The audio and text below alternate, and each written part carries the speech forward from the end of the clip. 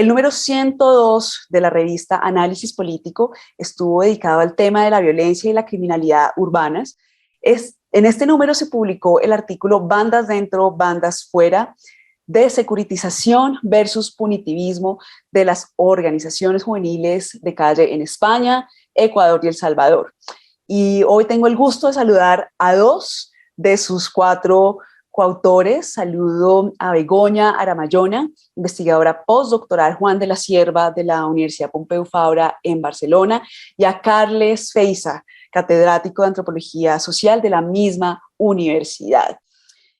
Muchas gracias a los dos por aceptar esta invitación para que conversemos acerca de las importantes contribuciones que ustedes realizan en este artículo. Gracias a vosotros por este sistema tan dinámico de difundir los artículos científicos, que no se queden solo en el papel, sino que también tengan otros formatos. Gracias por darle difusión a este trabajo también y a esta temática en particular.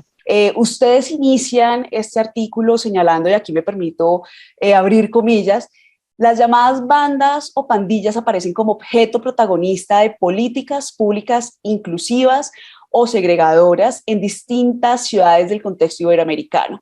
Experiencias de mediación e integración social versus construcción de alarma mediática y punitivismo policial y penal.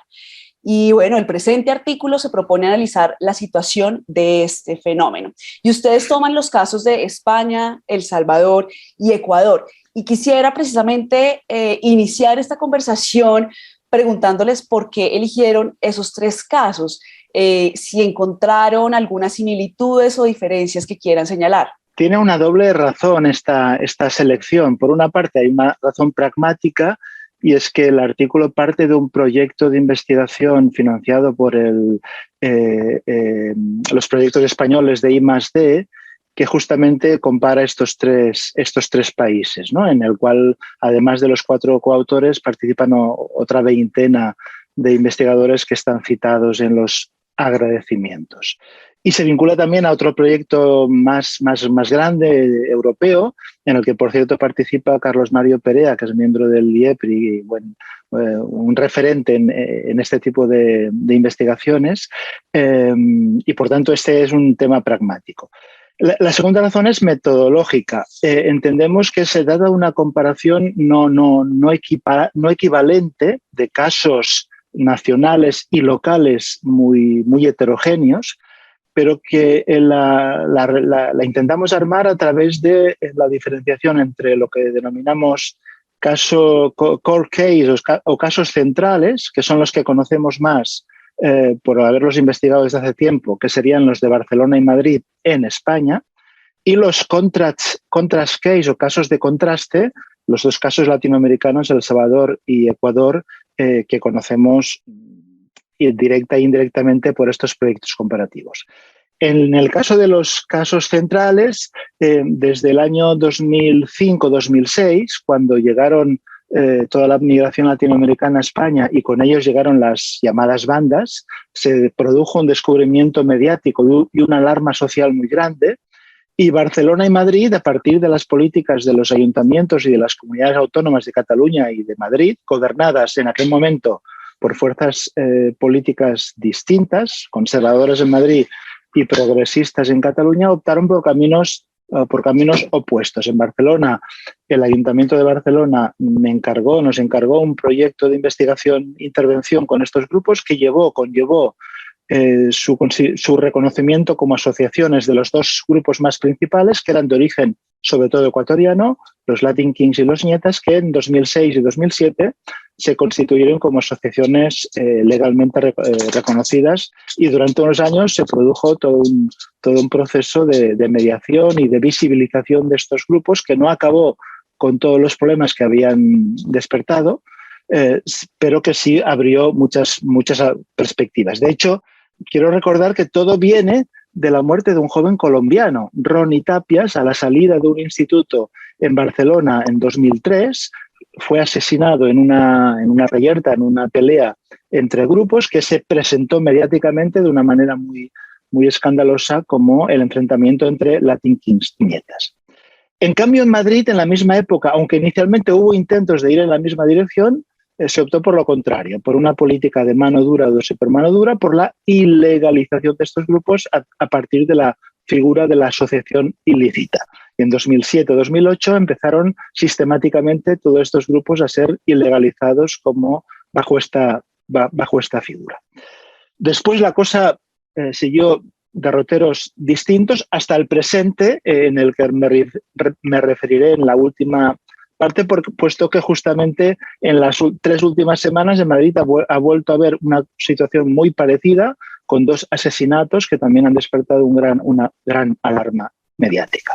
En el caso de El Salvador y Ecuador, en la misma época en que en Barcelona y Madrid seguían estos derroteros, también en El Salvador se producía pues, el apogeo de la mano dura y de la supermano dura bajo la asesoría de empresas y de cuerpos de seguridad, sobre todo de los Estados Unidos y del exalcalde de Nueva York, Rudolph Giuliani, que asesoró al gobierno de Nueva York y que hoy es asesor de Donald Trump.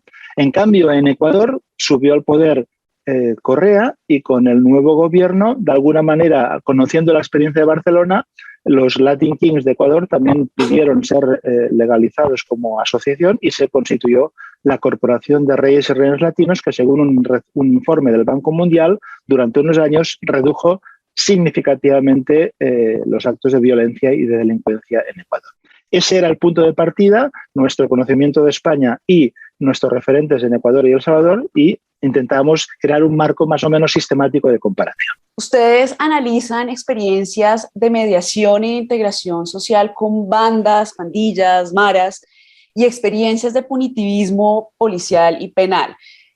Políticas inclusivas, como ustedes las denominan, y políticas de exclusión, también como ustedes lo mencionan allí en el artículo. ¿Podrían comentarnos un poco más acerca de estos 2 tipos de políticas? Sí, bueno, nosotros usamos este doble modelo, ¿no? en el artículo para entender un poco cuál es esa doble aproximación institucional, ¿no? al fenómeno de las bandas o las pandillas, ¿no? Por una parte, como tú decías, Mariana, pues tenemos estas políticas de corte exclusionario, ¿no? De punitivismo policial y penal que hemos enmarcado dentro de este modelo que llamamos de mano dura, ¿no? Y que se caracterizan pues, por abordar el fenómeno de las bandas o las pandillas desde una óptica belicista, ¿no? entre el Estado, la sociedad y las propias agrupaciones, ¿no? Entonces esto implica que la actitud política del Estado frente a las pandillas y por tanto las políticas públicas que las siguen enmarcan a las agrupaciones en tanto enemigos del mismo Estado y de la sociedad que necesitan ser expulsados para mantener un cierto orden social o una cierta convivencia, ¿no? De ahí esa idea de las bandas fuera, ¿no? Esto hace que de alguna manera se justifiquen políticas públicas que tienden a perseguir, criminalizar, castigar o incluso ilegalizar a estas agrupaciones, como es en el caso de El Salvador y como el intento que hubo también en el caso de Madrid, ¿no? A mediados de los 2000. Entonces, digamos que bueno, a este clima le acompañan también otros actores, como es la prensa, ¿no? No es solo una cuestión de Estado, de administraciones públicas, ¿no? La prensa juega un papel fundamental en la reproducción de este modelo más punitivista, ¿no? En tanto, genera versiones de las agrupaciones desde una lógica amarillista y belicista y que desde luego no atiende a las condiciones estructurales o más globales, ¿no? que podrían explicar los fenómenos que se dan a nivel de agrupaciones, ¿no? Que mira el problema como un problema de individuos mal insertados, ¿no? Por otra parte tenemos este otro modelo, ¿no? que llamamos de bueno, más integrador, o que también se ha denominado en ocasiones de mano blanda, ¿no?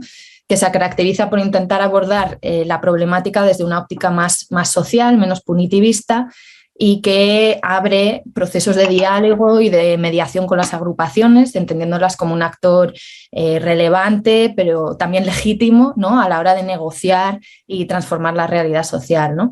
Estas experiencias de mediación que tienen como modelo primigenio, ¿no? Como bien decía Carles, el modelo de mediación de Barcelona, que ocurrió durante esos años 2006-2007, ¿no?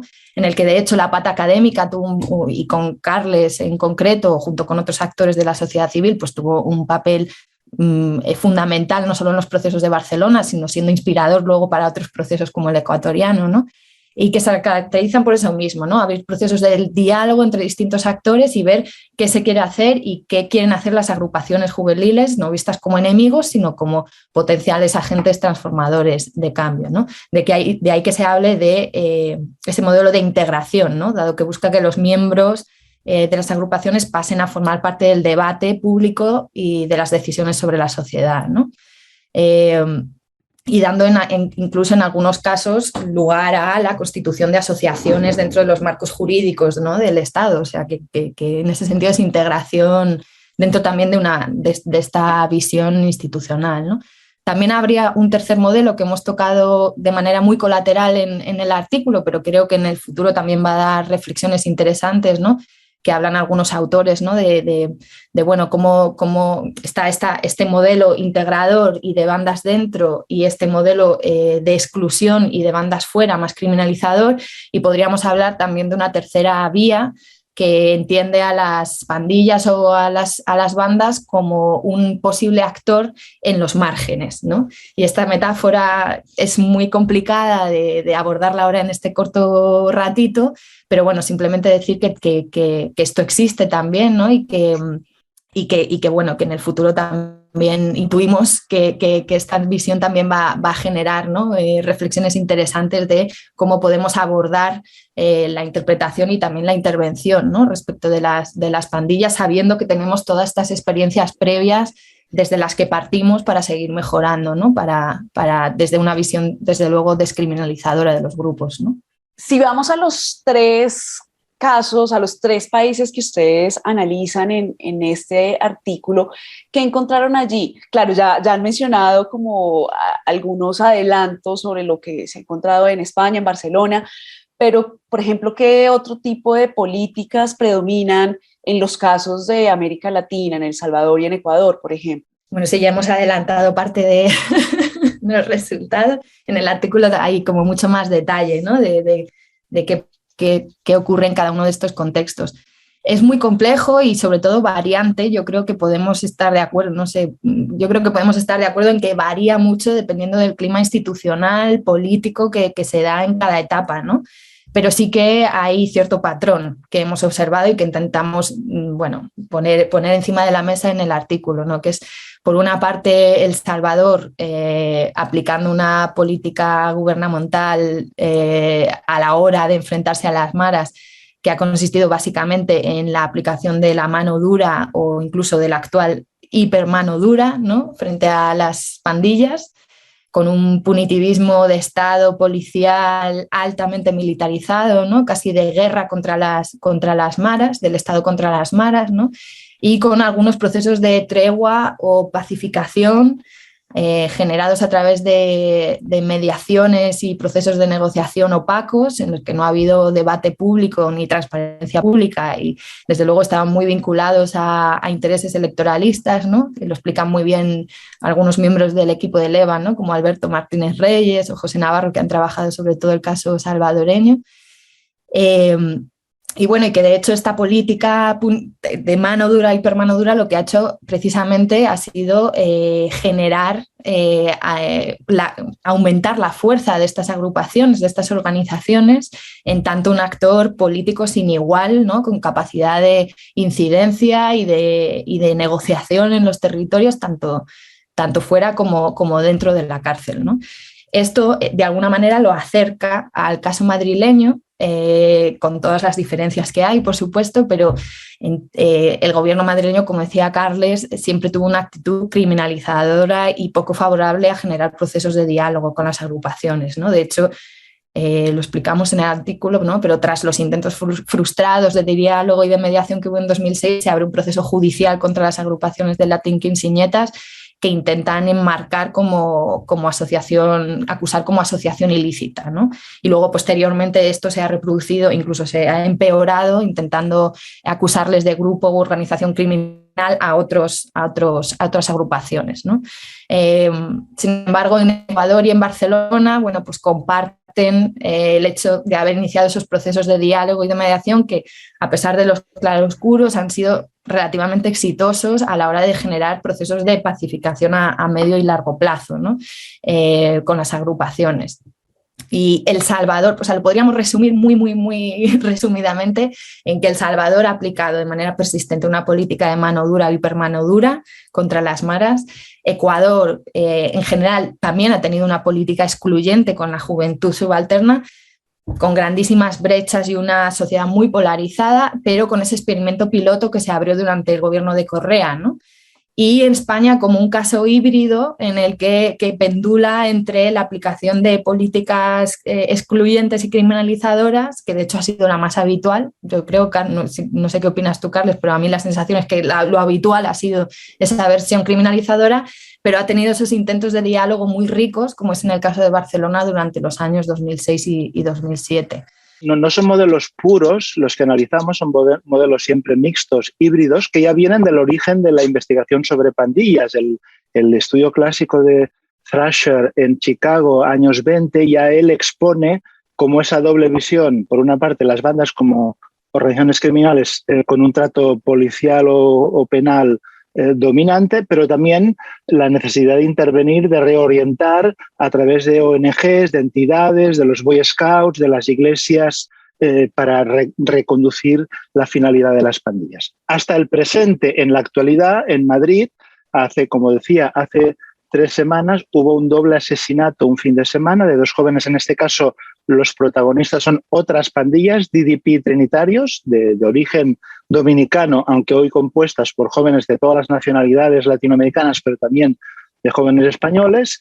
Ese doble asesinato generó una enorme alarma social y el fin de semana posterior, en Madrid, el Ministerio del Interior desplegó 300 policías en los barrios subalternos, populares, obreros, donde sucedieron estos acontecimientos. Y de hecho, anteayer también volvió a haber una reyerta, unas peleas, digamos, con lo cual ahora, después de una década, del 2000 al 2010, donde se intentaron estos experimentos, y en Barcelona y Ecuador más o menos funcionaron, durante la crisis del 2010 al 2020, la mano dura volvió a ser dominante, aunque en El Salvador sí que hubo el intento de tregua, o varios intentos de tregua del gobierno del Frente y del gobierno de Bukele, pero muy poco transparentes.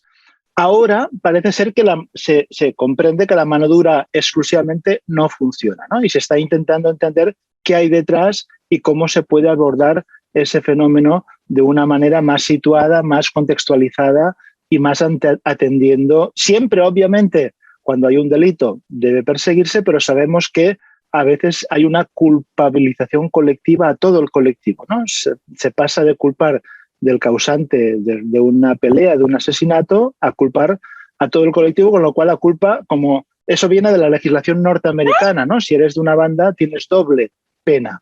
Si cometes un delito y además eres de una banda, tienes doble pena. Llevamos más de un siglo persiguiendo a las bandas. El modelo hegemónico es el de mano dura que viene de Estados Unidos, que se extiende a todo el mundo. También viene, por cierto, toda la representación mediática, cinematográfica, ¿no? La imagen del gángster, que nos fijamos en ello y que los medios de comunicación e incluso a veces la policía reproducen. Pero para acabar, con Begoña y otros miembros del equipo, tuvimos el privilegio hace 2 semanas de tener un focus group con los actores protagonistas de este proceso en Barcelona. Y fue súper interesante porque justamente lo tuvimos en medio de esta vorágine de atención mediática. De nuevo, un revival, los medios hablaban de un repunte de las bandas. En realidad, siempre habían estado allí, siempre están allí, pero si no cometen asesinatos parece que no existen, ¿no? Y fue muy interesante este diálogo en el que había líderes de los Latin Kings y de los Nietas, que ya no eran jóvenes, ya eran adultos, pero también había el cuerpo de la policía catalana, el representante del ayuntamiento que trabajó y una ONG, Fede Latina, una educadora brasileña de Fede Latina que trabajó durante varios años con estos jóvenes. Y ahí compartimos un poco los pros y los contras, lo que aprendimos y lo que desaprendimos en este proceso. Hay un uso interesado de ciertos perfiles poblacionales, en este caso aquellos que tienen que ver con una juventud que está en los márgenes o que está en posiciones de subalternidad o que forma parte de las comunidades menos privilegiadas, de las comunidades pobres, etcétera, que son habitualmente los orígenes de buena parte de los integrantes de estas organizaciones, que son usados como cabezas de turco de procesos sociales y políticos que se dan a más gran escala, ¿no? Y en ese sentido, pues yo creo que sí que es importante, como decía Carles, ¿no?, señalar que hay conexiones a nivel local, pero también transnacional de estos procesos, y que ahí tenemos Estados Unidos y en general el contexto anglosajón como un gran exportador de una política punitivista y securitizadora, ¿no?, de estas poblaciones, cuando lo que vemos en la realidad es que precisamente los efectos de estas políticas de mano dura y de criminalización lo que hacen es recrudecer la violencia y seguir favoreciendo los procesos de desigualdad que hay dentro de las comunidades y entre territorios transnacionales, ¿no? Y que desde luego esa visión no es útil, ¿no? No es útil para terminar con la violencia, y como vemos claramente en el caso salvadoreño y como vemos en el caso de Madrid, que vuelven a repetirse los acontecimientos, ¿no? Y desde luego, como mucho, es útil para favorecer un cierto orden que deberíamos desde una academia crítica criticar, ¿no? Que es un orden extractivista, neoliberal y criminalizador de las poblaciones menos favorecidas. Quiero que terminemos esta interesante conversación con una pregunta sobre las principales conclusiones a las que ustedes llegan con este artículo. La literatura académica, de manera absolutamente mayoritaria, ha estudiado, ha tenido en cuenta las versiones más criminales, más duras, más clásicas de las pandillas, pero ha tenido muy poco en cuenta estos procesos de mediación que surgen del interior de las pandillas, que a veces son exitosos, que a veces fracasan. Las treguas en la guerra, estamos ahora en la guerra de Ucrania, siempre hay situaciones bélicas y el discurso belicista siempre es mucho más potente que el discurso pacifista, pero cuando analizamos en el medio y en el largo plazo, los intentos de pacificación y de desviolentación de estos ámbitos donde hay muchos problemas sociales, no solo el de la violencia de las pandillas, hay el problema del empleo, el problema de la transición de la escuela al trabajo, de la irregularidad de muchos migrantes que no tienen papeles y que tienen dificultades para sobrevivir. Bueno, a partir de ahí, la banda actúa como una metáfora que visibiliza lo bueno y lo malo que hay en una sociedad. Y al final nuestra conclusión es que vale la pena el estudio comparativo. Hasta ahora tenemos un montón de estudios empíricos, el mismo de Carlos Mario Perea sobre Colombia es muy significativo, y tantos otros. Hasta ahora los estudios de pandillas siempre eran estudios muy locales de un barrio, de una comunidad.